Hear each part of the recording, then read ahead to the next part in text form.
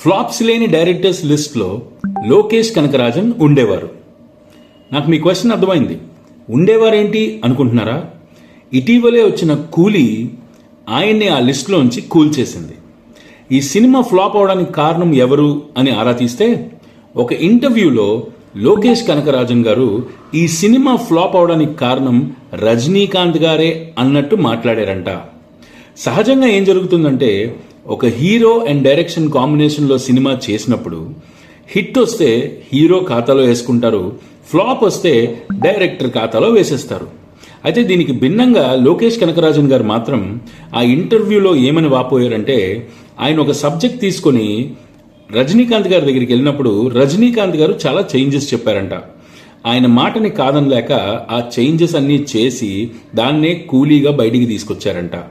అయితే cinema flop అవడంతో ఆయనకు అర్థమైంది ఏంటంటే, ఇలాంటి తప్పు మళ్ళీ చేయకూడదు అనుకుంటున్నారంట. ఇదిలా ఉంటే ఆయన మళ్ళీ రజనీకాంత్ గారితో చేయరేమో, ఖైదీ 2 స్టార్ట్ చేస్తారేమో అనుకుంటే మాత్రం పొరపాటే.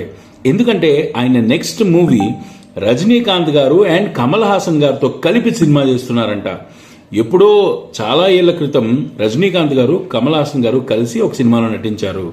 అయితే ఆ తర్వాత ఎవరు అలాంటి స్క్రిప్ట్స్ తీసుకురాకపోవడంతో వాళ్ళిద్దరూ కలిసి నటించే అవకాశం రాలేదు. లోకేష్ కనకరాజన్ గారు ఇటీవలే ఒక మంచి స్క్రిప్ట్ తీసుకుని ఇద్దరి దగ్గరికి వెళ్ళి చెప్పడం జరిగింది. వాళ్ళు కూడా యాక్సెప్ట్ చేయడం జరిగింది. సో త్వరలోనే ఈ సినిమా స్టార్ట్ అవుతుందంట. మరి లోకేష్ కనకరాజన్ గారు రజనీకాంత్ గారి మీదకి అలా తోసేయడం కరెక్టేనా? కామెంట్స్లో చెప్పండి. ఇంకోటి, లైక్ అండ్ సబ్స్క్రైబ్ కూడా చేసుకోండి. Thank you.